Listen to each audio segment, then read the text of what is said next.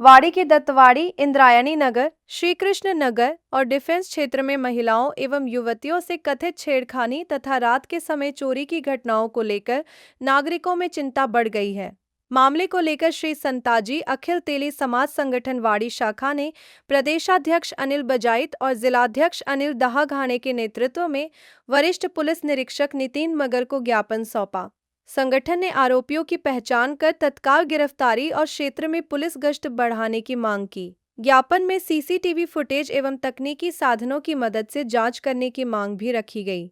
संगठन के अनुसार घटनाओं के कारण नागरिकों में भय का माहौल है और कुछ लोग रात में स्वयं गश्त करने को मजबूर हैं। पुलिस प्रशासन से महिलाओं की सुरक्षा को प्राथमिकता देते हुए दोषियों के खिलाफ कड़ी कानूनी कार्रवाई की मांग की गई।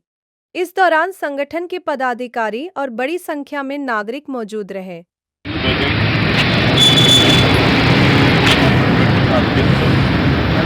महिन्यापासून इंद्रायणी नगर आणि श्रीकृष्णनगरमध्ये वाडी परिसरामध्ये घरफोडी आणि महिलांच्या छेडखानी चालू आहे।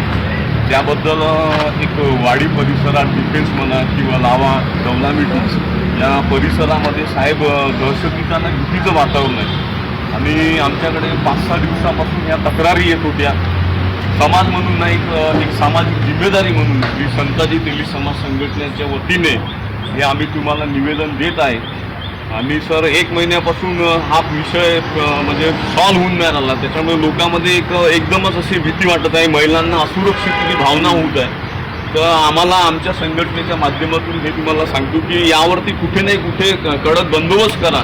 आज याच्या अगोदर पण जे महाराष्ट्राचे मुख्यमंत्री देवेंद्र फडणवीस साहेब आहे, गृहमंत्री सुद्धा आहे, त्यांचा हा जिल्हा आहे गृह जिल्हा आहे, तर त्यांच्या परिसरामध्ये जर असं होत असेल तर महाराष्ट्रामध्ये ही जनभावना जी आहे ती कुठेतरी लोकांना अशी म्हणजे वाटते की आपला जिल्हा असून आपल्या इथे असं होत आहे।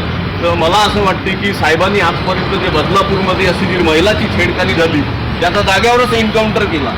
तर आम्ही संघटनेच्या वतीने असं म्हणतो तुम्हाला काय असे जर भेटले समजा तर त्याला खेचूनच काढा अशी आमची मागणी आहे। कारण महिलांना एवढा त्रास होऊन राहिला, भीती वाटत आहे। रात्री लोक काल तर असे सांगत होते आम्ही मिरची पावडर आणि तो स्प्रे घेऊन उभा आहे म्हणून महिला, कारण की ज्या पद्धतीनं वाडी परिसरामध्ये घटना होऊन राहिल्या, काल डिफेन्समध्ये सुद्धा झाली अशी आम्हाला काल तक्रार आलेली आहे। तर हे दिल्ली नाही म्हणते साहेब, सिक्युरिटीमध्ये आली आहे। तर मला असं वाटते की जे साहेबांनी आल्या रात्री काय झालं आपल्याकडे हेच चालू आहे सर, गेट वाजवणं कधी वाजवलं रात्री साहेब होते तुमच्या एरियात 4-5 कराडे साहेब हो का?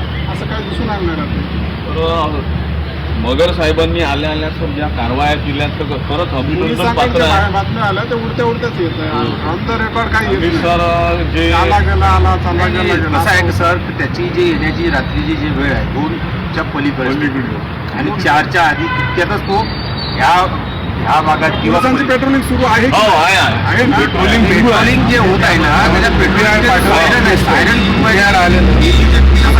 काही लोक सायरन वाजवा हे बरोबर आहे। कसं आहे ज्या ठिकाणी ह्या अशा वारदात होत आहेत तिथं कसं डीबीची स्पॉट जर गेलं तुमचं पाईप होत नाही, सिव्हिलियन्स याच्यात तर सिव्हिलियन्स याच्यात ते सहसा समजून नाहीत ना। आपली महाराष्ट्रातील सज्ज यंत्रणाने हे आहे, त्याच्यामुळे आपल्याकडे यंत्रणा सर्व आहेत। अशा लोकांना कुठेतरी ठेचायला पाहिजे आणि ही जी वास्तव परिस्थिती आहे याला कुठेतरी न्याय मिळायला पाहिजे। आम्ही आमच्या संघटनेच्या माध्यमातून त्याच्यासाठी आलो।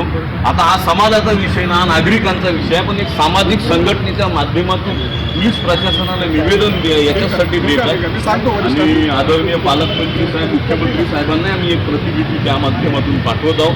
आमच्या संघटनेचे इथे जीवनकर साहेब, अवसर साहेब, बुटले साहेब, रोशनजी, देवा क्षीरसागर, कोरोना डॉक्टर साहेब हे सर्व त्याच्यासाठी आले, कारण प्रत्येक परिसरामध्ये भीतीचं वातावरण हे कुठेतरी थांबलं पाहिजे आणि समाजाला इथल्या नागरिकांना न्याय मिळाला पाहिजे एवढीच आमची अपेक्षा आहे सर। धन्यवाद।